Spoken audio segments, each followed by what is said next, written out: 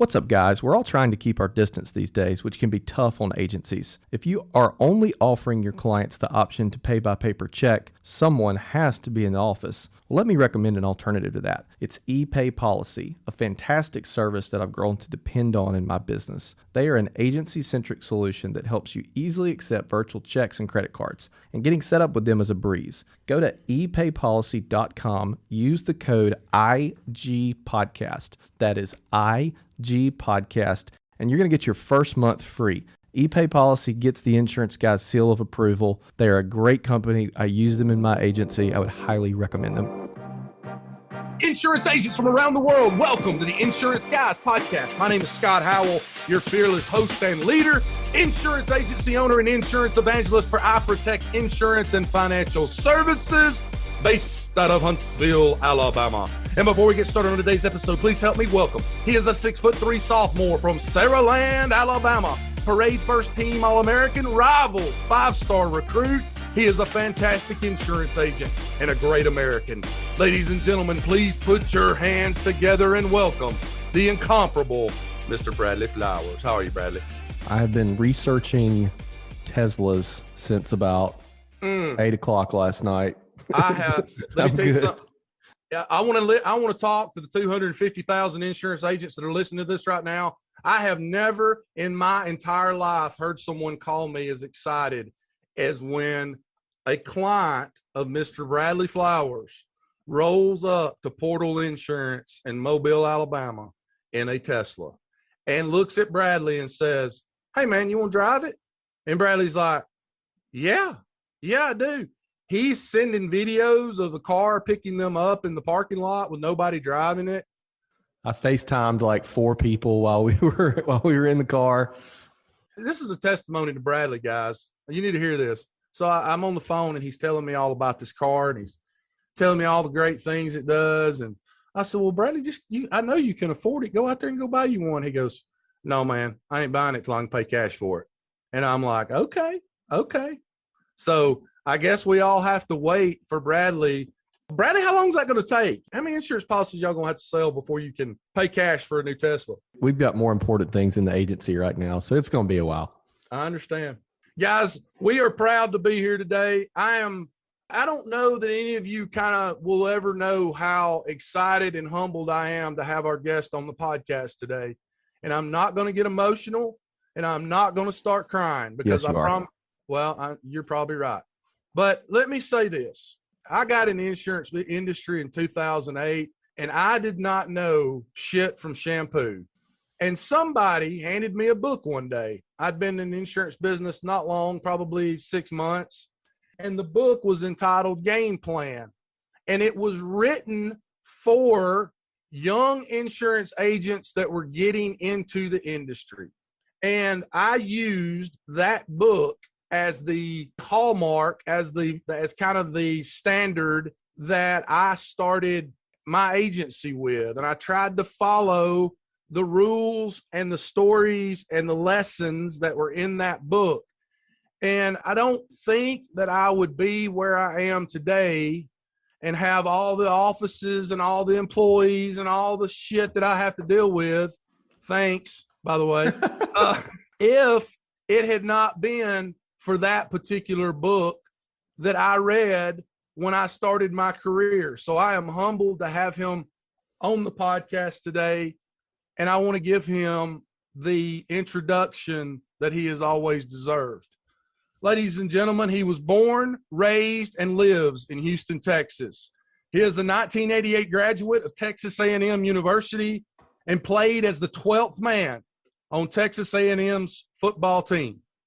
He is married to the beautiful Lisa, and he serves as both the president and CEO of Essential, a private risk management, insurance, and financial services firm, which was founded in 1993. He has grown Essential from a startup to a $100 million firm with over 100 associates and 20 offices.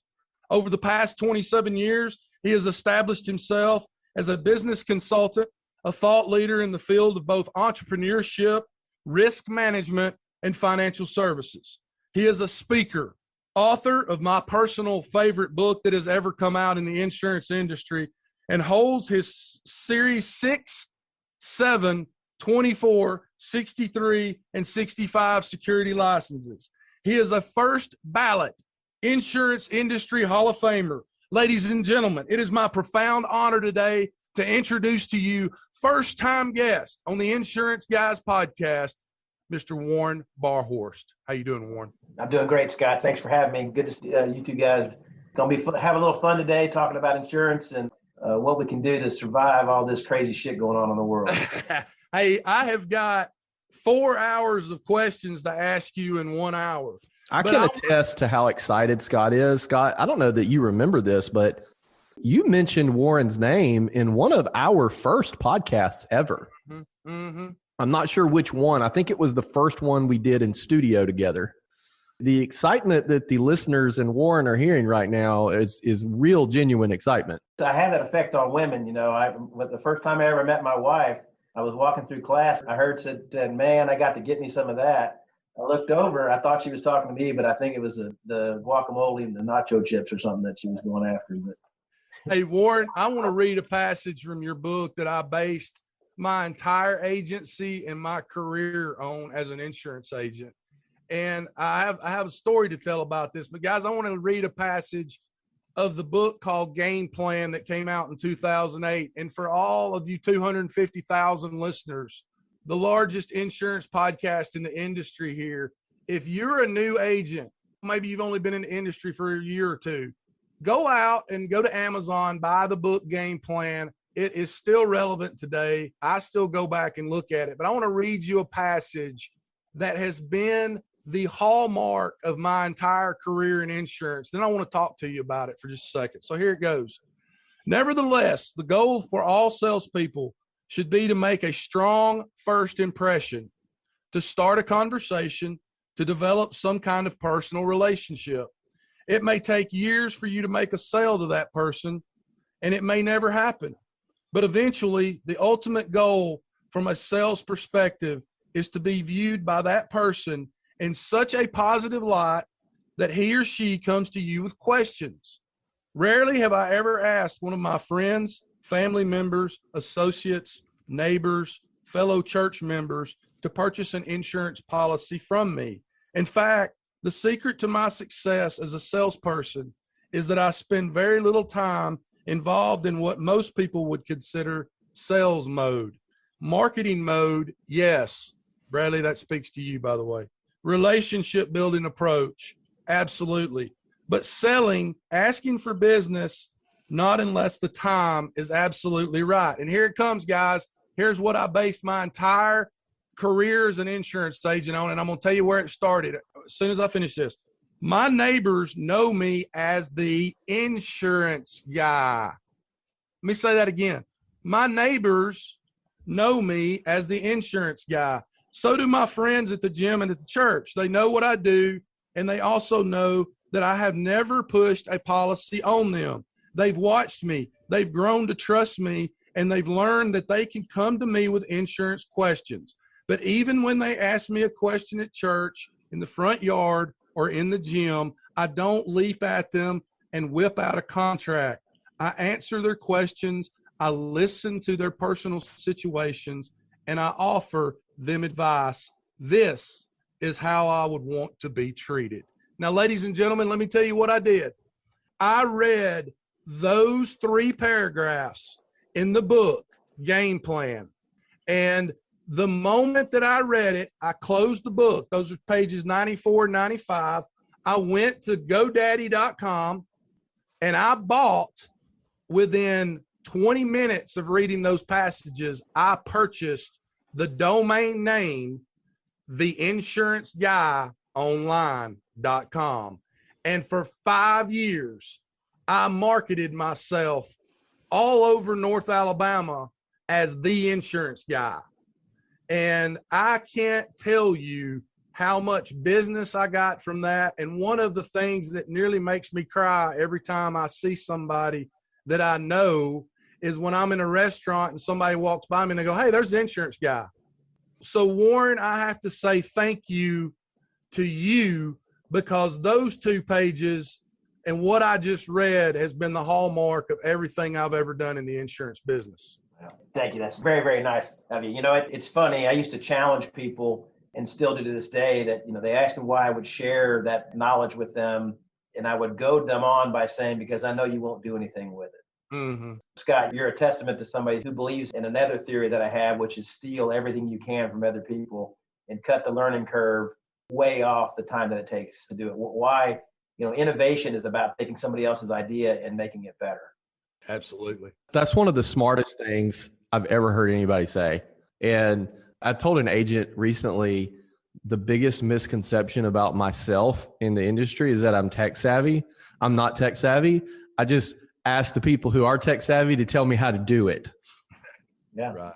That's being coachable. You know, it's interesting because most people aren't coachable, right? If the coach tells you how to run the play and you don't follow his direction, you're never going to get to play because you don't follow his direction. If you just go to your peer group, ask them a few questions, you'll get some pretty good advice and go apply it to your business. But Right. So many of us are so ego driven that I'm going to do it my way. I'm not going to do it that way. You have to give into that temptation that you're right and let somebody else tell you that this is the simplest way to do it. I've already done the homework. Hey, Warren, I got to ask this question out of the gate. That book came out 13 years ago.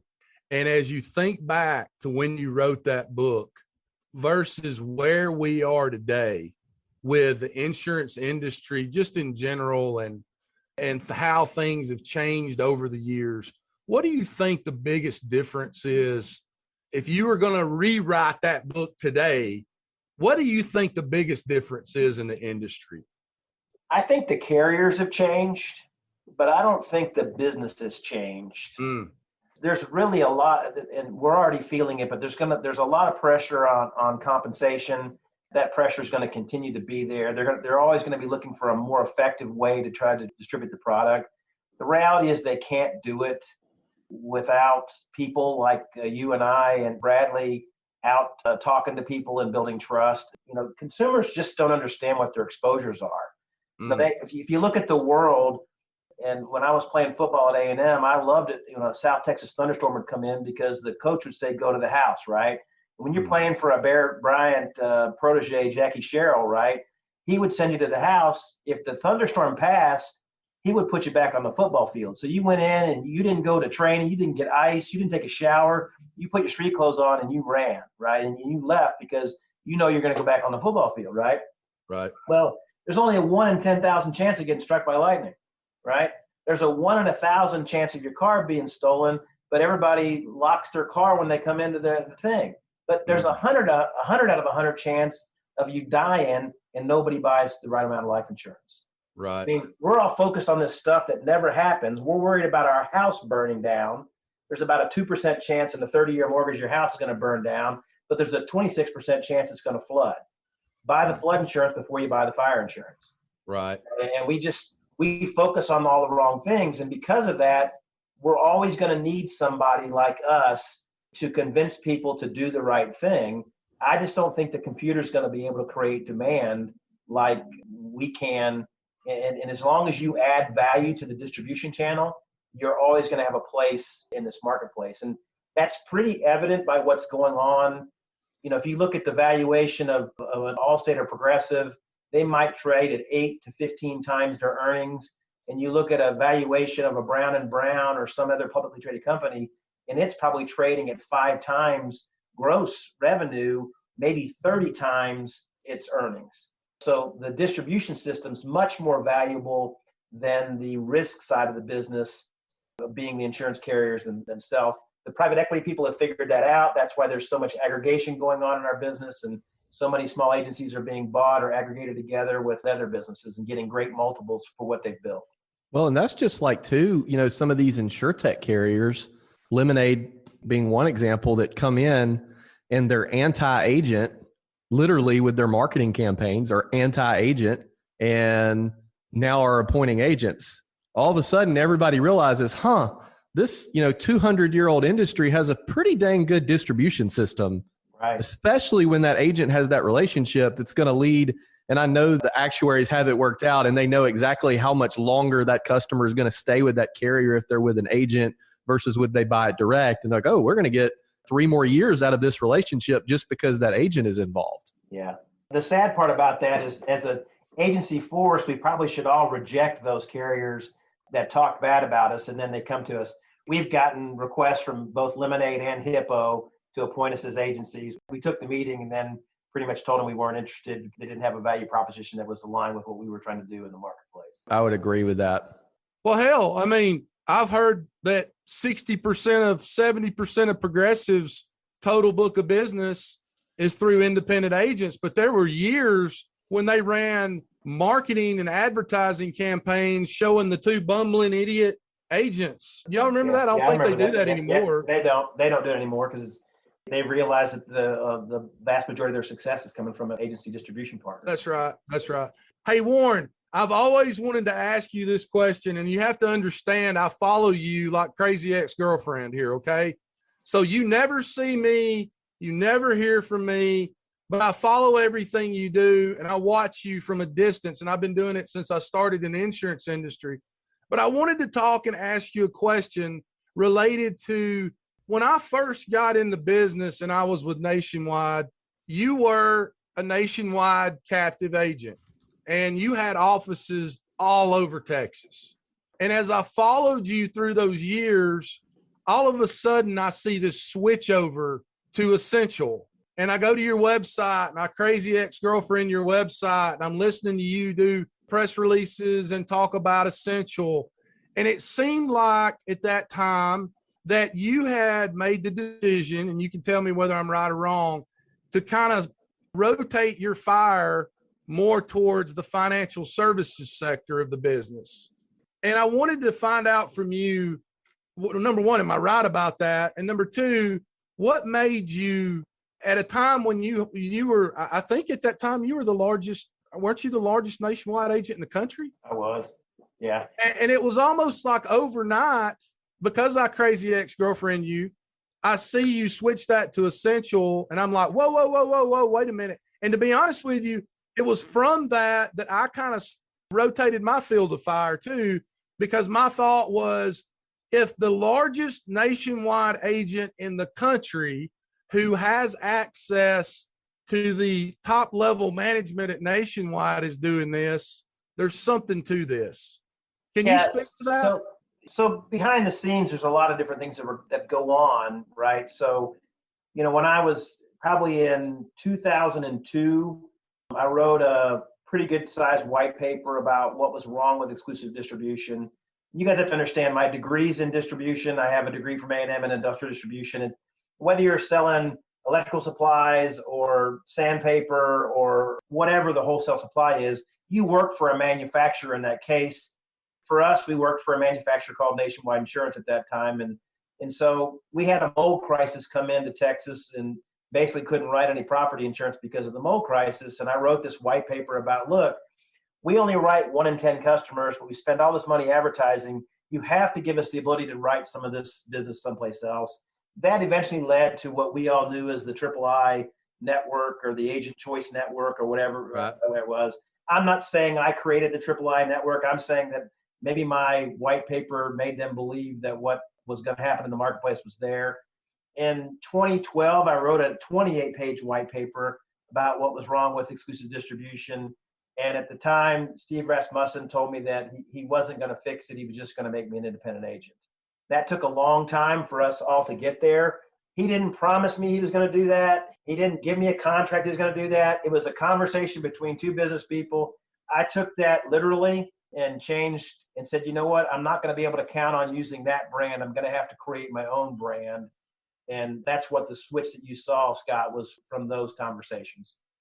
And one of the reasons I think our show is so successful is Scott and I were both captive agents when we started the show, and we've interviewed a lot of thought leaders in the captive space. So we do have the largest percentage of independent agents, but we do have a percentage of captive agents. So I don't want to leave them out. Yeah. But in your opinion, what do you think is the biggest issue with the exclusive distribution? And what do you think today? And what do you think is the biggest issue with it back when you wrote the white paper? Yeah, the biggest issue, and this is a phenomenon across all kinds of distribution systems, whether you're, again, selling electrical supplies or whatever. And I'll give you an example. Allen Bradley or Rockwell Automation is a company in the electrical distribution world.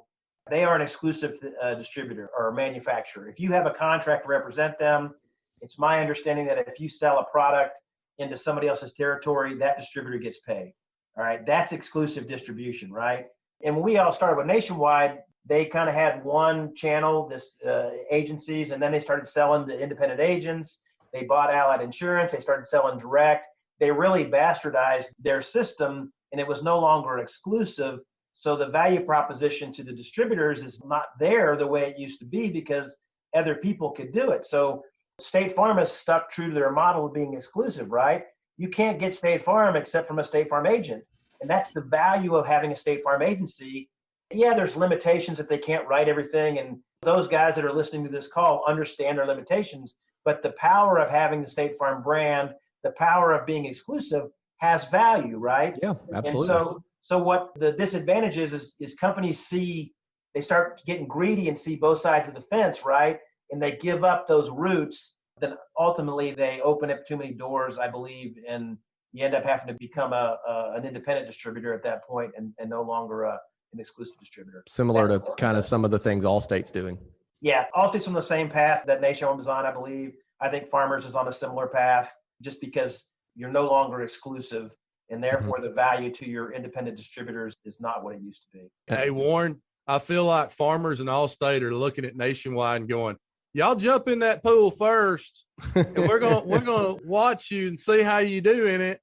And then depending on how well you do in it, we may jump in as well. And for the Nationwide agents that are listening that are mad at Nationwide because they made a decision, I wouldn't be mad. You should be glad. And I'm not going to give you any raw numbers, but let's just say that I thought my agency was worth 10 when I bought it from Nationwide to become an independent agent.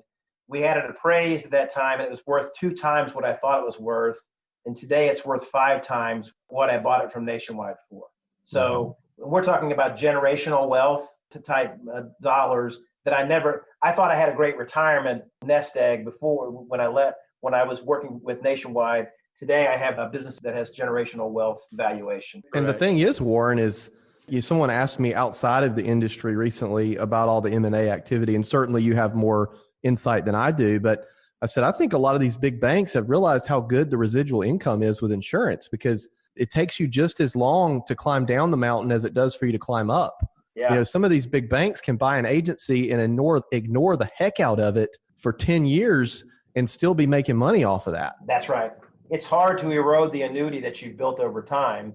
I mean, you could do some things to make it happen faster, but if you just manage the business, you'll maintain the business. An example I like to give is I have a small flood insurance book with FEMA that I bought from a retiring agent, and I have to reset the password every time I log into there. The service on it is so minute.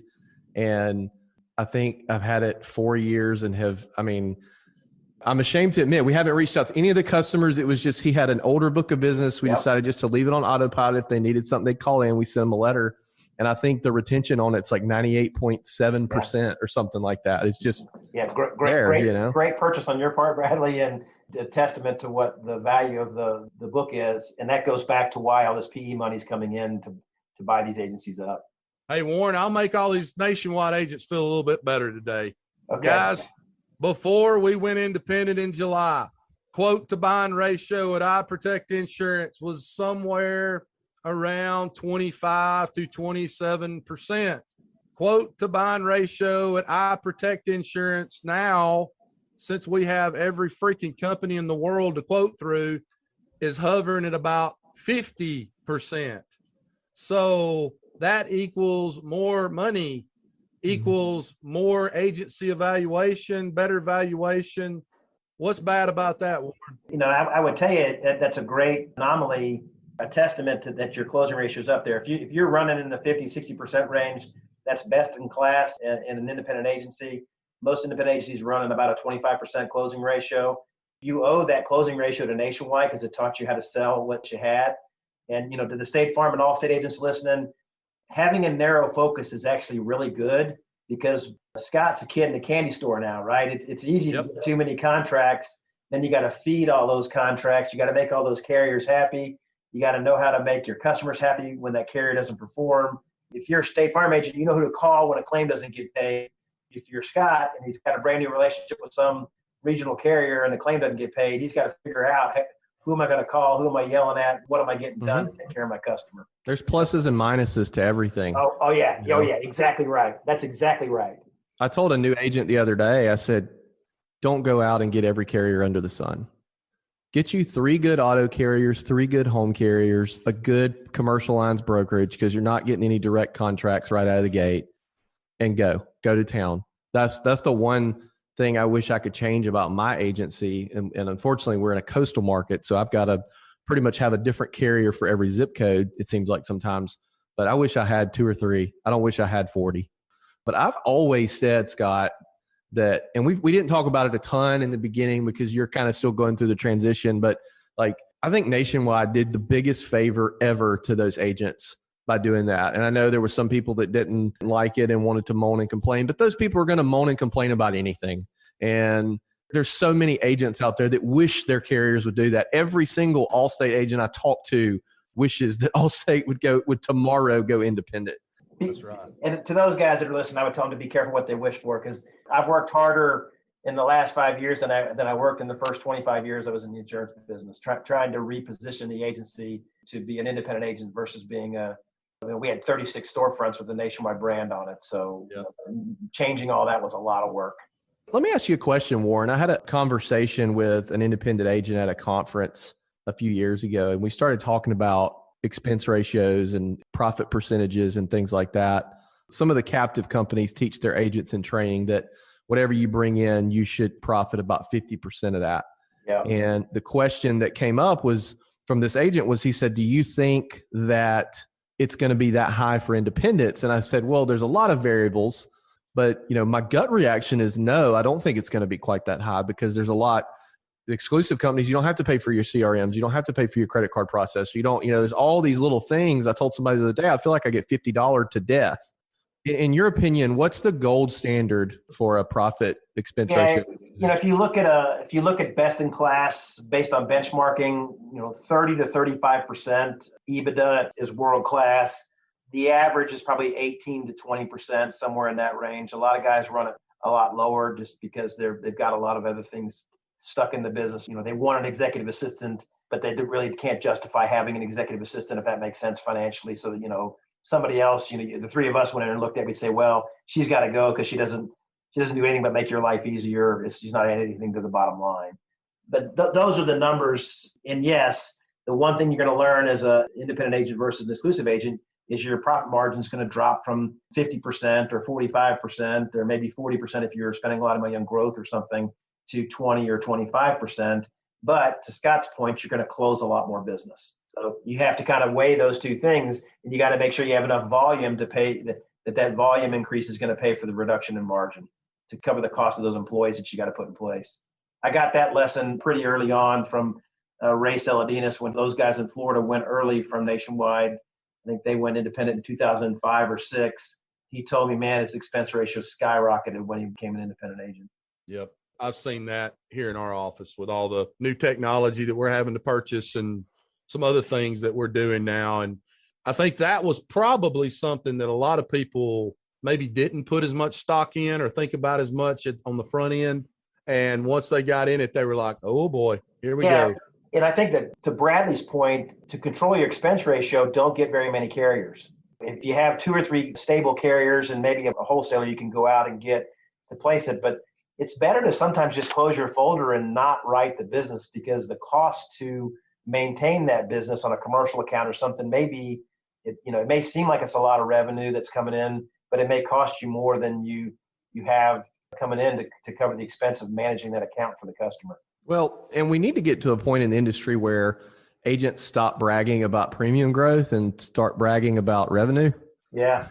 Premium growth tells 10% of the story. Well, it's an interesting concept, and that comes out of exclusive distribution because that's what the carriers eat. The carriers eat premium, and I've been saying this since the day I got in the business 30 years ago. I would argue that I can't eat premium Nationwide. I can only eat commissions. And it used to crack me up because I get a phone call at Christmas time saying, hey, can you sell a $100,000 single premium policy for me? I need it. And I'm thinking, okay, that pays 4%. I'd rather sell $1,000 a month UL or VUL than I'm going to get paid $12,000 on. I mean, Right. it's the same amount of work, but I get $4,000 for doing the $100,000 policy, and I get $12,000 or $15,000 for doing the smaller policy. So, Oh, yeah. yeah. I've gotten that phone call before too, by the way. Yeah, all of us have. Everybody in the industry gets that phone call from a sales manager or a market manager or whatever, that's because carriers eat premium, and they don't understand that there's always this differential or this working at odds or cross purposes between the carriers and the agencies, because the agencies eat margin and the carriers eat top line.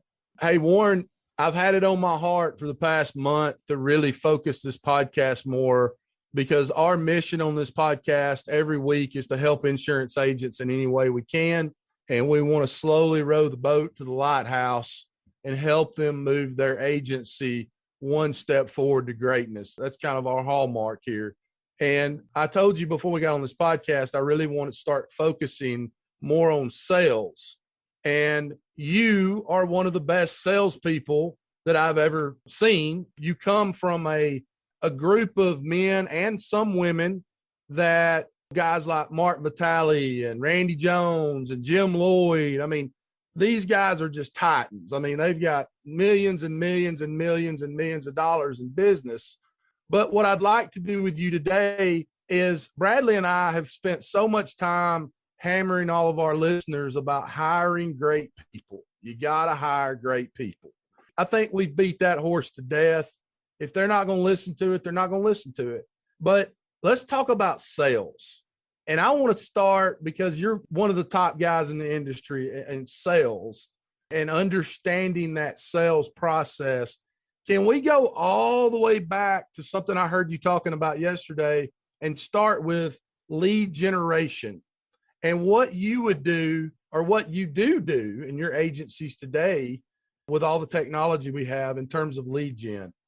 Yeah. So the first thing I will tell you is that, we own a little consulting firm, and we've consulted in at least 1,000 independent and exclusive agencies over the years. And we've been in most of the Fortune 100 and a lot of regional carriers to help them with their distribution strategy and things of that nature. And what we've learned in that process is that agencies that manage their pipeline grow, agencies that don't manage their pipeline shrink. And I know it's very easy, and I hear people tell me all the time, well, I'm getting this new software or whatever, and I want to grab them by the face mask like Coach Harrell used to do to me and say, God damn it, no. Right. You can do it with tick marks. How many phone calls, and we still run our business to this day to 100 contacts a month. Producers got to meet 100 people. They got to get 50 X dates, and they got to have 25 selling appointments. And if we manage to that activity, it drives the activity, because your closing ratio, Scott's going to apply to it. Warren, say that one more time. I want you to tell our listening audience what your expectations are of your people at Essential every month. I want to hear that one more time. 100 contacts, and a contact is not a business card you pick up at the donut shop with the other 17 business cards that are stacked up on the counter. A contact is, I got a story. Guy's name is Scott Howell. He's got 2 kids. He lives in Huntsville. You know something about the individual. You've got the contact, and then you get half of those people to tell you when their insurance expires and who they're with. Then you get 25 people to meet with you. And when you're in the business a year, you ought to have 1,200 names in your database. You ought to have 600 X dates. You ought to have something to work on then every month by following up with these people that you met the first year. Okay. I'm a new agent at Essential, and I sit down with one of your agency managers or yourself, and you're telling them that. You're showing them that on paper. And I say back to you, well, how do I get 100 contacts? Do you want me to just go out and we encourage them to build what we call a multi-faceted marketing program, right? And that process is you might write on a chalkboard or that board behind Bradley in his office there that he's sitting in front of right now. All the things, I could do a newspaper ad, I could do a billboard, I could do all these different things. You're going to write hundreds of things on there, and you need to narrow that down to maybe 7 or 10 things that you're actually going to do. I'm going to cold call. And believe it or not, walking in businesses' front doors still works like it worked 200 years ago. It works better today because they want to talk to somebody. And we call it throwdown or sample proposals. Maybe it's dry cleaners. So identify all the dry cleaners within a 5-mile area of your office. Make a sample proposal for a dry cleaner. Walk in and say, hi, my name's Scott Howell. I got a great program for dry cleaners. Is the owner in? And just work that until you get the person to talk to you about their dry cleaner shop. Right. So we're doing that. Scott's working for you, and he's doing all the right things. He's keeping his funnel full. He writes the dry cleaner down the street, built a relationship. We know each other now. He wasn't real happy with his insurance agent anyway. I write that business. What is the expectation from Warren Barhost relative to what happens when that policy is sold and the activities that go on immediately after that? We're kind of cowboys in this space. So we centralized our service a long time ago, and we use a team approach to managing that account afterwards. We classify it in 3 buckets: consultations, complex questions, and transactions. We educate our client when we meet them that, look, my job as your account manager, executive, or agent is I am responsible to have consultations with you. I'm available to come back out to your business, to come to your kitchen table, to meet you in my office, to have a consultation. I have a team of people. In our case, we have the team has over 1,000 years of insurance experience backing me up. They're there for complex questions.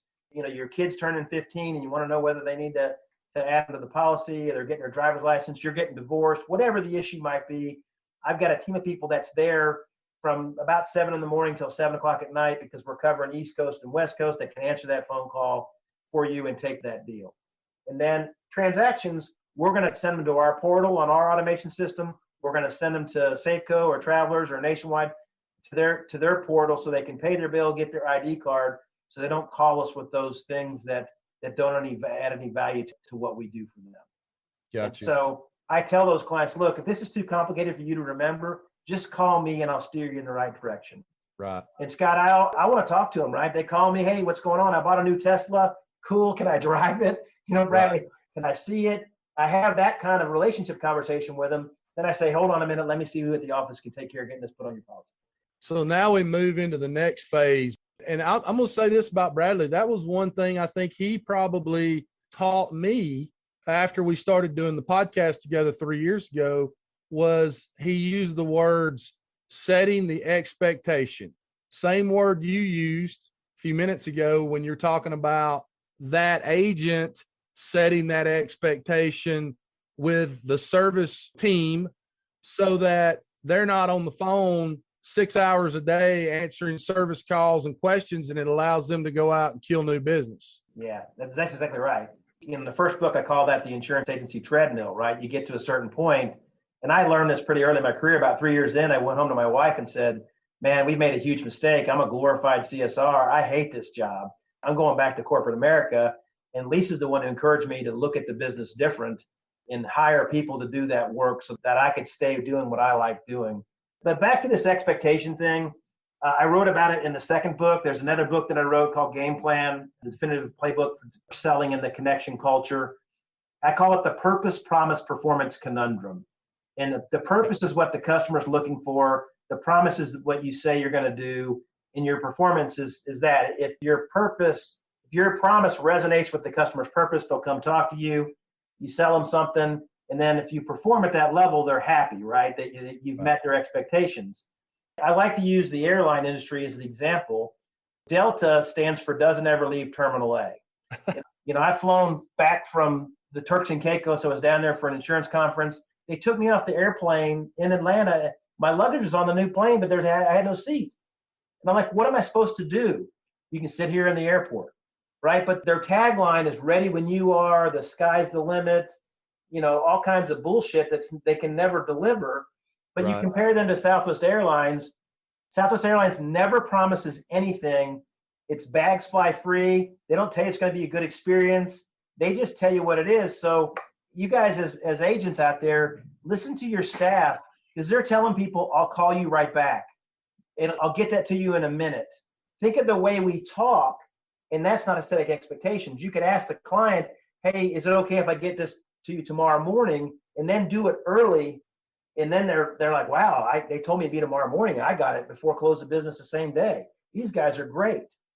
And that was something that early on in my career, I would say the first 5 years of my career, that I was really guilty of making the mistake of talking to somebody on the phone and saying, I'll call you right back. Well, right back really meant 2 hours from now, because when I hung up the phone with you, 3 other people called. And I'll be honest with you, Warren, that's something I still struggle with today.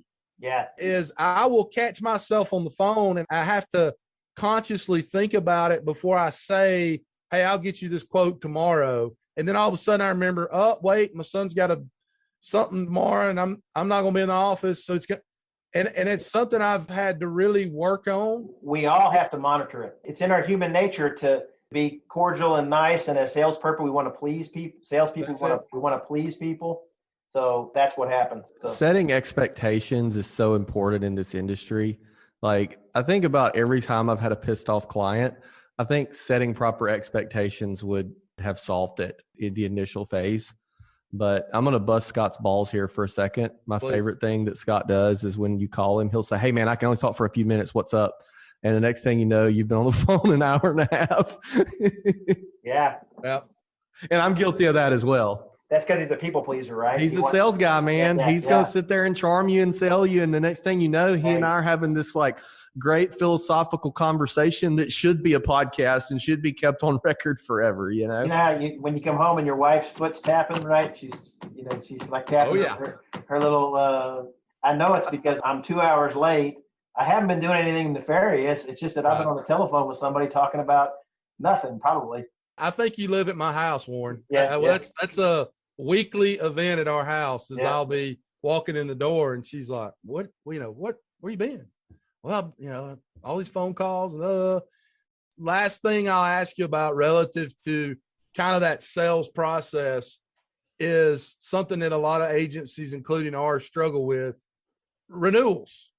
I know you well enough to know, based on kind of how your brain works, that y'all probably got that figured out over there. So I don't know, we've got it figured out, but our sales process is called Best Company First, right? And I built that a long time ago, way back in the early 2000s. And we introduced to our client, as part of setting expectations up front, this idea of these are the categories or the things we look at when we select a carrier for your business. The first thing being capacity for risk. Does this carrier have capacity? Can they write this risk? And we all know that some carriers don't write coastal. They don't do this because they might ask you, I want pure insurance. And you're going to say, well, pure won't write your house because it's within 1,000 feet of the coast or whatever the issue is, right? So does that company have capacity for risk? Second thing we look at is, do they have good coverage scope? So is their contract worthy of paper it's written on? Their financial strength, are they Demotech rated or AM Best rated, or what's going on there? Admitted versus non-admitted, mutual versus stock, customer experience or ease of doing business, whatever you want to call it, claim service, our relationship with that carrier, and then price.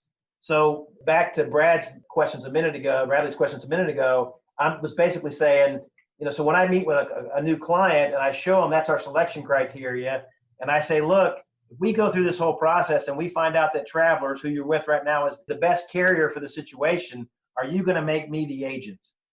Right. If they say no, Scott, you know what I do? What's that? I leave. Because all I'm doing is working for free at that point. I'm just trying to quote or whatever. So if they haven't bought my value proposition, that means they're just looking for a better price, not a better solution. It's just not worth wasting your time. You just need to close your folder and get up and go, because you're going to, back to your expense ratio, you'll go back and hire people to quote all that business, and your closing ratio will be 10%. I've heard you talk a lot on different videos that you've done. A couple of videos I heard you talk about talking to prospects about what insurance is versus what it does. Yeah. So our whole industry is talking about what it is, and the consumers don't understand that. The best example, simple example I can give everybody on the phone is, if you ask a group of 23-year-olds just out of college, do you want to buy renter's insurance? The answer is no. Right. But if you ask them a different question, and this is how you have to talk to them sometimes. If your shit burned last night because your dumbass neighbor was smoking weed and burnt the apartment down, right? Would you want us to replace your stuff? Right. And then you tell them, I can do that for about 50 cents a day. Would you buy the policy? Yes. I don't know that there's ever been a better Agreed. example in the world than that. I'm going to use that in a Facebook ad tomorrow. Warren, I can't tell you how much I appreciate you being on the show today. I know you're up against the time, 2:00, and you've got 1,000 different things to do, but I hope that in the future you will come back on. I would be honored to come back on. You guys have me back on, and we'll talk about a couple things. We'll talk about word of mouth influence. It's so strong today with the noise that's on the internet. Word of mouth influence is stronger today than it ever was. We've got a pretty intentional process on how to build that. I'll share that with you. I stole that from the folks at Wharton, Pennsylvania. And then we'll talk about JD Power 60 and access, as I call it. So have me back whenever you want, Scott. I'd be happy to be here. I'm afraid it's going to be sooner rather than later. Bradley, you got anything else before I let him go? I think this is one of my favorite episodes that we've done, simply because there was a lot of actionable information. That tends to be our MO, is no fluff, all action. So we greatly appreciate you coming on, and it's a good one. It's an honor to be here. And I'll share one more tidbit with you guys and gals. When you're finishing the sale up on your next personal lines customer or commercial customer, just kind of sit back in your chair and say, we've taken care of all this stuff. I've just got one last question for you. If you died in a car wreck on the way home from work tonight, what's your plan? Their response is going to be, well, I have life insurance at work, or I've got life insurance. And say, I didn't ask you if you had life insurance. I asked you what your plan is. What's going to happen to your kids? And they'll say something like, oh, I'm giving them to my sister or whatever. And say, well, is there a document that says that? Because if there isn't, it won't happen. Does your sister know? Is your sister broke? Can your sister feed her 2 kids and your 3 kids and take them to t-ball practice and all that? Take that conversation from around what it is, life insurance, to what it does, all those things, those questions, and you watch what happens to your life sales on those multi-line clients like that. So good luck, everybody. It was great being on the show. Have me back anytime you want, Scott. Bradley. I appreciate you, Warren. Hey, guys, listen to me. As I always end the show, rewards come from action, not discussion. Get your ass out from behind that desk today and go out into the big bad world and build relationships. Make money for your wife, for your husband, for your kids' college fund, for your parents that are struggling out there. Figure out your why. Go out there, use common sense, learn this industry backwards and forwards, and use a lot of the things that Warren talked about today. And tomorrow, you will be a better insurance agent. Write good business for the companies that you represent, and write good business for the agencies that you represent. Bradley Flowers, I love you. Thanks, man. Thanks, Warren. Bye, guys. See y'all. Guys, you are listening to the Insurance Guys podcast, and we'll see you back here real soon. Take care. Thanks for listening to the Insurance Guys podcast. If you need to know more about me or you need to get in touch with Scott, you can always reach me at theinsuranceguyonline.com or email me at iprotectins@gmail.com. And if you need to get in touch with Mr. Bradley Flowers, go to bradleyflowersinsurance.com or email him at bradley@saralandinsurance.com. Guys, we love you. Thank you so much for listening. We look forward to being with you again real soon on the next episode of The Insurance Guys. Take care.